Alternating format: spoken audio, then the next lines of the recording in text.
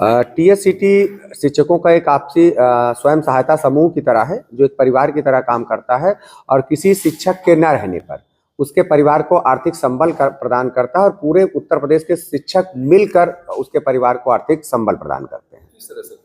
TSCT एक समूह की तरह काम करता है और इसमें उत्तर प्रदेश के लगभग 4 लाख शिक्षक जुड़े हुए हैं और किसी भी जिले, किसी भी ब्लॉक में किसी भी प्रकार से अगर किसी टीचर की डेथ हो जाती है तो जैसे ही हमको सूचना प्राप्त होती है तो हमारे खुद की अपने स्वयं सहायता समूह की अपनी एक वेबसाइट है और ऐप है, उस पर उसकी जानकारी साझा की जाती है, उसके नॉमिनी के अकाउंट नंबर जारी किया जाता है और सभी सदस्यों से अपील की जाती है एक निर्धारित अमाउंट जो कि वर्तमान में 19 रुपए है और सबसे कहा जाता है कि आप 19 रुपए उस परिवार के खाते में डाल दीजिए, जो भी नॉमिनी उनकी पत्नी या पति या माता पिता जो भी होते हैं उसके खाते में डलवाने की अपील की जाती है। और पूरे उत्तर प्रदेश के शिक्षक, आप भले संत कबीर नगर का शिक्षक है, उसको गाजियाबाद, देवरिया और बदायूं और पीलीभीत तक का शिक्षक भी उसके परिवार को दान करता है और वर्तमान में एक शिक्षक के न रहने पर हम लगभग 55 लाख रुपए की मदद कर पाते हैं।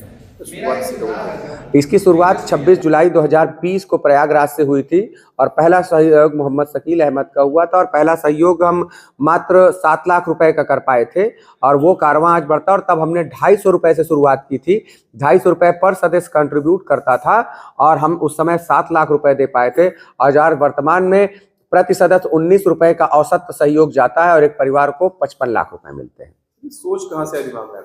ये सोच कह सकते हैं कि आपदा में कुछ ना कुछ जब भी समस्याएं आती हैं तो नई राहें लेके आती हैं। तो कोविड के दौरान जब हर तरफ मृत्यु तांडव कर रही थी, हम अपने घरों में बंद थे, तो समाज को जब मरता हुआ देख रहे थे, लोगों को तड़पता हुआ देख रहे थे, तो अंतरात्मा कहीं ना कहीं कर रही थी कि हम कुछ कर नहीं पा रहे हैं। तभी समझ में आया कि अगर करने की चाह तो कोई ना कोई राह निकालनी पड़ेगी और सोशल मीडिया का सदुपयोग करने की बात दिमाग में आई कि हम घर बैठे अगर कुछ करना चाहते हैं, हम सड़क पे नहीं निकल सकते नियमों के कारण या कोरोना के कारण, तो हम घर बैठे कैसे मदद कर सकते हैं। तो वहीं से सूचनाएं कलेक्ट करना शुरू की और जिसके घर में दुख पड़ रहा था उसके लिए आह्वान करके हमने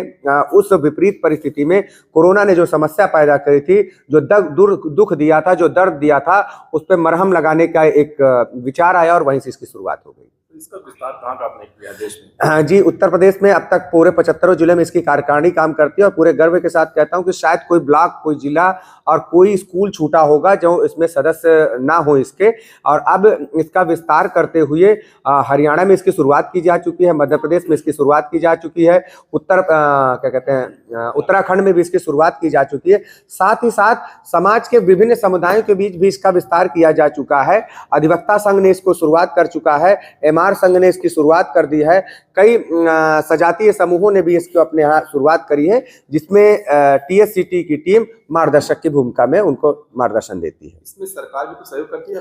जी, सरकार का अपना काम है, हमारा अपना काम है। हम सरकार से निवेदन यही करते हैं कि शिक्षक साथियों को किसी प्रकार के बीमा का लाभ नहीं मिलता है और माननीय मुख्यमंत्री जी से हम अपील करते हैं कि हमारे शिक्षक साथियों को, क्योंकि वो गुरुओं की बड़ा सम्मान करते हैं, उनके ना रहने पर उनके परिवार को सहयोग करें, उनके परिवार के लिए बीमा शुरू करें। बाकी जो भी बेस्ट हो सकता है, जैसे कर्मचारियों को और सुविधाएं मिलती है वो हमें मिले। वर्तमान में सरकार को के लिए हमने सरकार की जिम्मेदारी सरकार के ऊपर छोड़ दी है, लेकिन हम अपनी नैतिक जिम्मेदारी का पालन करते हैं और सरकार का, हमारे पूरे विभाग का हमें सपोर्ट मिलता है और सहयोग के दौरान जो भी हम अपने अधिकारियों से सहयोग चाहते हैं वो हमें सहयोग प्रदान करते हैं। शुरुआत तो आपने बहुत अच्छी की, लेकिन जो हम देखते हैं कहीं ना कहीं आपने